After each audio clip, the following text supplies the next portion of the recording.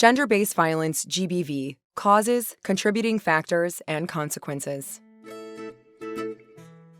Gender-based violence, or GBV, refers to any harmful act inflicted against a person's will, and that is based on socially ascribed differences between males and females. That is, gender.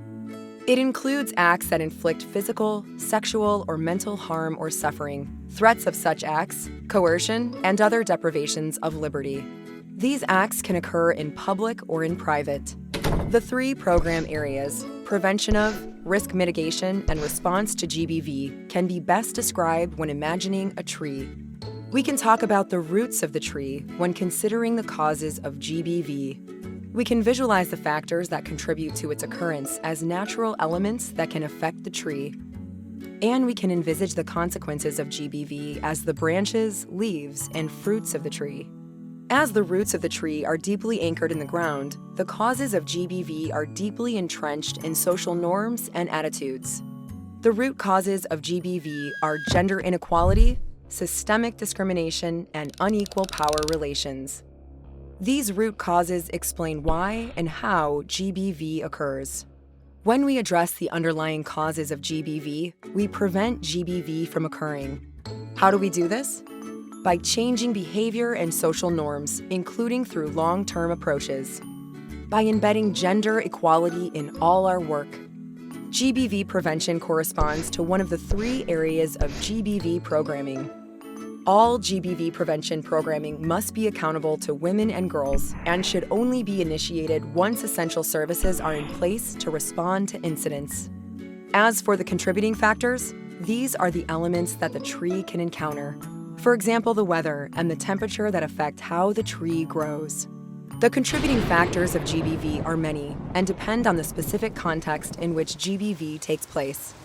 Some examples are the lack of institutional legal framework, the presence of armed conflict or natural disasters, the abuse of alcohol or drugs, the separation of families and the disruption of community support, and poverty, among others.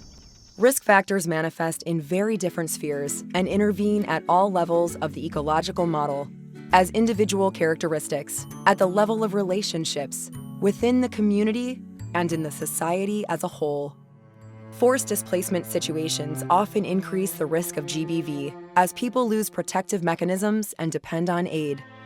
These make individuals, in particular women and girls, vulnerable to exploitation and abuse. To addressing contributing factors, mitigating measures should be put in place, and this is what we refer to as GBV risk mitigation, another area of GBV programming.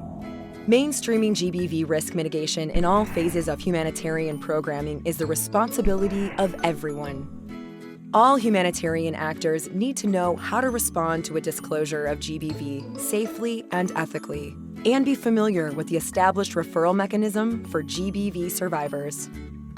The consequences of GBV for survivors, their families, and their community are the branches, leaves, and fruit of the tree. As for the forms of GBV, consequences are physical, psychological, or economic, and often manifest as mental health issues, social stigma, isolation and rejection, and discrimination, to name a few. The consequences of GBV have both immediate impact on the survivors and their family, and long-lasting effects. The effects of GBV are often interrelated. For example, a survivor who experiences an unwanted pregnancy as a consequence of a rape may develop anxiety, anger, rejection from family, and sometimes even suicidal thoughts. To respond to the consequences of GBV, multi-sectoral services that are safe and aligned with the survivor-centered approach should be accessible to all survivors in order to facilitate healing and recovery. Response to GBV, another area of GBV programming, is the responsibility of specialized staff with specific training and experience.